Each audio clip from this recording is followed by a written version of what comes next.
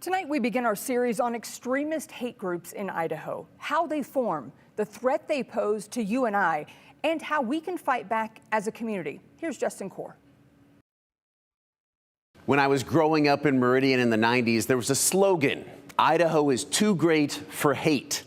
It became a rallying cry for Idahoans who didn't want to see our home taken over by extremist hate groups. But what experts have told me is that phrase is really not a statement of fact, but rather aspirational. It's what we want to be as a state. Because today, it's not that hate is back in Idaho, it actually never left. This was a good day for our state in 2001 when the Aryan Nation's compound in North Idaho was finally destroyed. After decades of spreading their racist, homophobic, xenophobic, and other forms of hate across the country from here in Idaho, the group's compound was literally dismantled after they were figuratively dismantled by communities standing together against their ignorance. The Southern Poverty Law Center, with Idaho's Kootenai County Task Force on Human Relations, bankrupted the Aryan Nations by winning a multi-million-dollar lawsuit against them. One of the leaders of that task force was Bill Wasmuth, the namesake of the Wasmuth Center for Human Rights. The mission for them now is the same as it was for Bill then. How are we, continuing to work across groups, across communities, across the state to really be louder and in saying that that is not who Idaho is. But the hard question we have to answer is that who Idaho is? When looking at the past few years, we can see numerous examples of violent extremism.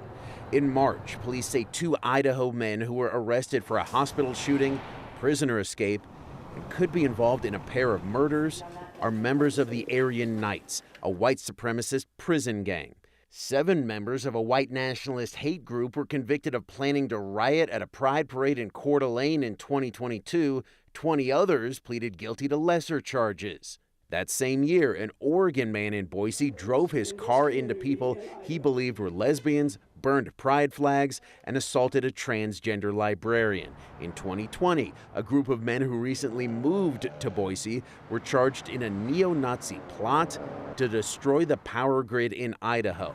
And while police do not believe the mass shooting at the Boise Town Square Mall in 2021 was hate-motivated, sources say neo-Nazi literature was found in the trailer of Jacob Bergquist, who shot and killed a transgender security guard and a Mexican immigrant. Dr. Royce Hudson is a professor at Boise State and a researcher of violent extremism here and in the Middle East, with years of experience working for the State Department. He says hate has not returned to Idaho just recently. It's been here the whole time. It's ebbs and flows with sort of the prevailing sort of political winds. And so it never went away. So if it's always been here, why does Hudson say it's on the rise again?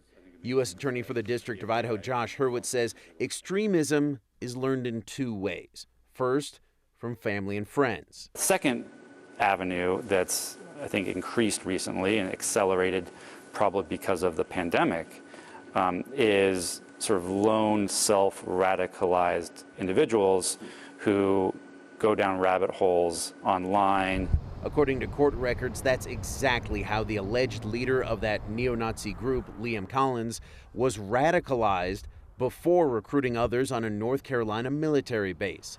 Prosecutors say they started to create the plot to destroy the power grid, along with creating a hit list of progressive politicians and community leaders, and then moved to Boise. And they exclude all the other information coming, and they only seek out and listen to and incorporate the information that sort of reinforces their preconceived notions, oftentimes racist and xenophobic, etc. Hudson says that can happen on social media, but also places that are hard to monitor, like certain messaging apps, video games, and chat rooms. The language is hyper-violent, and there's nobody to tell them that this is obviously messed up. From a legal standpoint, hate speech, as long as there is no threat of violence, is protected by the First Amendment. But Hurwitz stresses it may be protected by the First Amendment in some instances, but it doesn't mean it's acceptable and that we should tolerate it. Hudson says the end goal of extremism is always the same: violence.